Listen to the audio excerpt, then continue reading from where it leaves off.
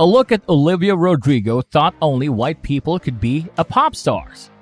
Hello lovely YouTube family, welcome back to Celeb VIP. Before we start, I want you to hit that red subscribe button so that you never miss out on any of our videos. Olivia Rodrigo is among the most loved people on the internet right now.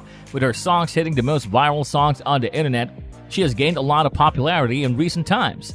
Despite her popularity, we should not forget that she is still pretty young and she doesn't hide that either way.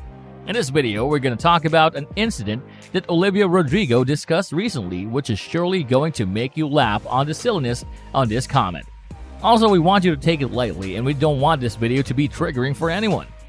According to Olivia Rodrigo, who revealed in a new Q&A that she initially believed only white girls were recognized as true pop stars, she knows her impact on fans of color. Bowen Yang, star of Saturday Night Live, asked the singer how her Filipino-American background influences music. "It's something extraordinary to think about," responded the singer. In the V Magazine interview, Rodrigo, 18, said he gets DMs from young girls who expresses surprise at seeing someone with a similar complexion to them in such a position. "It's so unreal," he says. "Having never seen when I was growing up makes me feel sad. Likewise, there was always the misconception that a pop star was a white woman." Rodrigo is thankful today that the music industry does not confine artists by genres as they once did, at least not to the same extent that she witnessed growing up. "I find myself being inspired by the music of many different genres. Music is such a great passion for me and I love both country music and rock music. As for my favorite music, I love pop," the Disney superstar said. "My second reason for thinking 2021 is exceptional is that artists don't seem to be boxed anymore into a particular genre. Whenever I watch someone like Billie Eilish, who has such a huge following, her music is both pop and rock."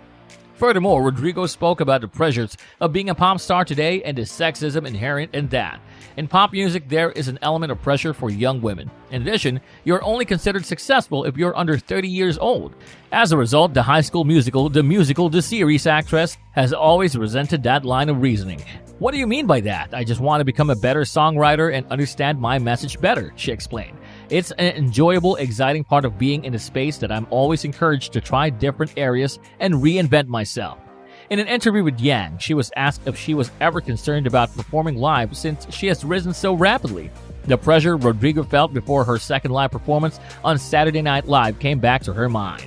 "I was thinking, am I just going to freeze up there?" the Good For You singer said. "As you can see, it was an anxiety-inducing experience, but I had so much fun.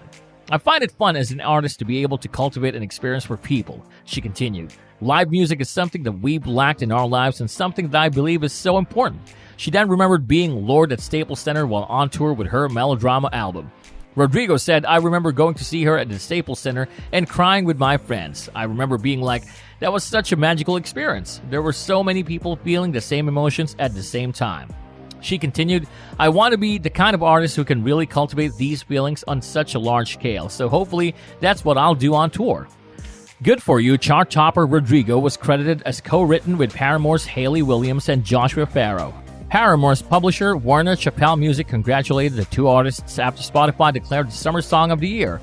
Good For You was at #1 hit for Warner Chappell Music, which wrote in an Instagram story, "I want to give a huge shout out to our writers." Additionally, the music video for Brutal, the opening track of her critically acclaimed album Sour, was released on Monday. The singer embodied teen angst in his song and incorporated a lot of the best characteristics of the early 2000s.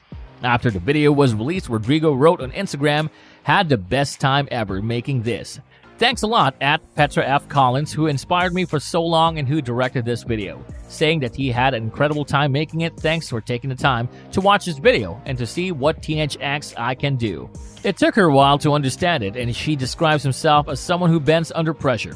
"I don't know what's going on in her head when you put me on camera." With Olivia, it is the exact opposite. She knows we are filming here and people are watching. She performs for a lifetime.